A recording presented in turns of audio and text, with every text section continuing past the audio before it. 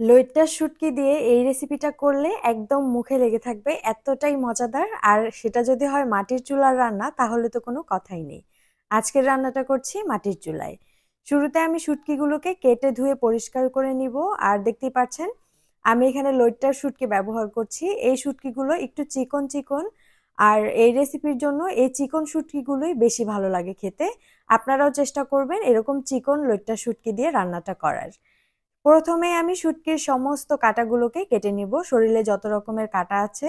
আর এছাড়াও বুকের দিকের যে ময়লা অংশটা থাকে সেটাকেও ফেলে দিতে হবে। তারপর এরকম ছোট ছোট করে টুকরা করে নিতে হবে। একই রকম ভাবে বাকি সবগুলো শুটকি পরিষ্কার করে কেটে নিলাম। আর এখন এই শুটকিগুলোকে ভাজতে হবে। চুলাটা ধরানো হয়ে গেছে, চুলার মধ্যে একটা কড়াই বসিয়ে দিয়েছি আর তার মধ্যে শুটকিগুলোকে দিয়ে দিলাম। এখন অনবরত নাড়তে থাকবো যতক্ষণ না শুটকি থেকে কাঁচা গন্ধটা চলে যাবে আর শুটকিগুলো একদম ভাজা ভাজা হয়ে যাবে ততক্ষণ। অবশ্যই অনবরত নাড়তে হবে, না হলে কিন্তু শুটকির কোনো দিকে পুড়ে যাবে আবার কোনো দিকে কাঁচা থেকে যাবে। তাই 4 থেকে 5 মিনিটের মতো সময় লাগবে শুটকিগুলোকে ভাজতে। আর তারপরে এখানে দিয়ে দিচ্ছি 1 বাটি পানি। এই পানিটা দিয়ে ভালো মতো শুটকির সঙ্গে মিলিয়ে নিব।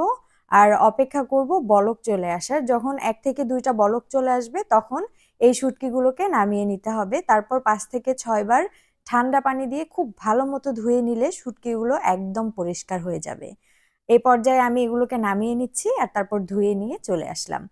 দেখতেই পাচ্ছেন শুটকিগুলো কতটা চকচক করছে। এভাবে করে শুটকি পরিষ্কার করলে দেখবেন শুটকির একটুও গন্ধ লাগবে না। আর এখন যেটা করব, শুটকির মাঝখানের যে কাঁটাগুলো আছে সেগুলোকে বের করে নিব। এই শুটকি রান্না করার পর কাঁটা বাছার আর কোনো ঝামেলা থাকবে না, যে কেউ খেতে পারবে অনায়াসে। আর এইভাবে রান্না করলে বাসায় অন্য কোনো তরকারি কেউ ধরতেই চাইবে না, এটা এত বেশি মজাদার। আমি একই রকম ভাবে সবগুলো শুটকি পরিষ্কার করে নিলাম। আর দেখুন এখানে শুটকিগুলো রান্নার জন্য একদম রেডি হয়ে গেছে। এখন আবারও চুলা ধরিয়ে দিলাম আর কড়াইটাকে পরিষ্কার করে চুলার মধ্যে বসিয়ে দিলাম। দিয়ে দিলাম সরিষার তেল 1/4 কাপ পরিমাণে। আর তেলের পরিমাণটা একটু বেশি রাখতে হবে এই রান্নার জন্য। সঙ্গে 4টা পেঁয়াজ কুচি করে কেটে দিয়ে দিয়েছি। আপনারা চাইলে সয়াবিন তেল দিয়েও রান্নাটা করতে পারবেন, তবে সরিষার তেল দিলে যে টেস্টটা আসবে সেটা কিন্তু সয়াবিন তেলে আসবে না। আচ্ছা, পেঁয়াজগুলোকে একটু নরম করে ভেজে নিব, খুব বেশি ভাজা যাবে না। যখনই এরকম একটু নরম হয়ে আসবে তখনই শুটকিগুলোকে দিয়ে দিতে হবে। আর শুটকি পেঁয়াজ সবকিছু খুব ভালো মতো একবার মিশিয়ে নিব। তারপর এখানে ব্যবহার করব রসুন। এই রান্নায় আপনি যেই পরিমাণ শুটকি ব্যবহার করবেন ঠিক তার অর্ধেক পরিমাণে রসুন ব্যবহার করতে হবে, তাও আবার আস্ত রসুনের কোয়া, রসুন বাটা নয়।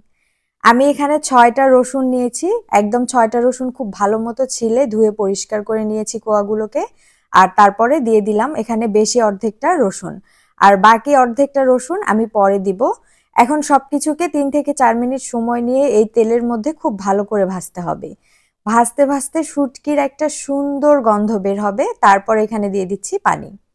পানিটা দিয়ে একবার খুব ভালো মতো সবকিছুর সঙ্গে মিশিয়ে নিব। আর এখন এখানে ব্যবহার করছি লবণ স্বাদ মতো।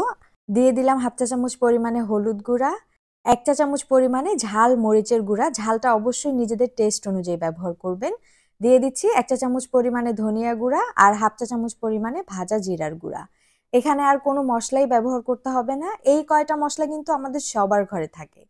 আচ্ছা, এখন খুব সুন্দরভাবে আবারও কষাতে থাকবো যতক্ষণ না এই পানিটা একদম শুকিয়ে যাচ্ছে আর উপর দিকে তেল ভেসে উঠছে ততক্ষণ কষাতে হবে।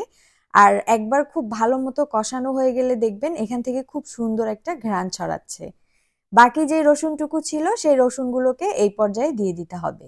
কিছু রসুন ভাজা থাকবে আবার কিছু রসুন ভাজা ছাড়া থাকবে, এতে করে খাওয়ার সময় আপনি একটু ভিন্ন রকমের টেস্ট পাবেন। আচ্ছা, দেখতেই পাচ্ছেন এই পর্যায়ে একদম পানি শুকিয়ে গেছে। এখন আমি সবকিছু সেদ্ধ হওয়ার জন্য এখানে পানি দিব। পানি দিয়ে দিয়েছিলাম 1 কাপ পরিমাণে। আর উপর দিক থেকে শুকনা মরিচ কেটে দিয়ে দিয়েছি 2টা একদম কুচি করে। আচ্ছা, সবকিছু যখন সেদ্ধ হয়ে যাবে আর পানিটা কমে আসবে তখন আবারও অনবরত কষাতে থাকবো। আবারও যখন কষাতে কষাতে উপর দিক থেকে তেল ভেসে উঠবে, পানিটা একদম শুকিয়ে যাবে, তখন নামিয়ে নিতে হবে। আর আপনারা অবশ্যই রসুন একটা চেক করে দেখবেন, যদি সেদ্ধ না হয় সেক্ষেত্রে আবারও একটু পানি দিয়ে খুব ভালো মতো সেদ্ধ করে নেবেন, কারণ রসুনটা খাওয়ার সময় অনেক বেশি ভালো লাগে। এই পর্যায়ে হয়ে গেছে, আমি নামিয়ে নিলাম। দেখুন তো কতটা লোভনীয়। আপনি এই তরকারিটা রান্না করে ২ থেকে ৩ দিন পর্যন্ত রেখে খেতে পারবেন। রেসিপিটা এত বেশি মজাদার ছিল, আমি তো কড়াইটাকেও ছাড়িনি, এখানেই ভাত নিয়ে খাওয়া শুরু করেছিলাম। এত বেশি মজাদার।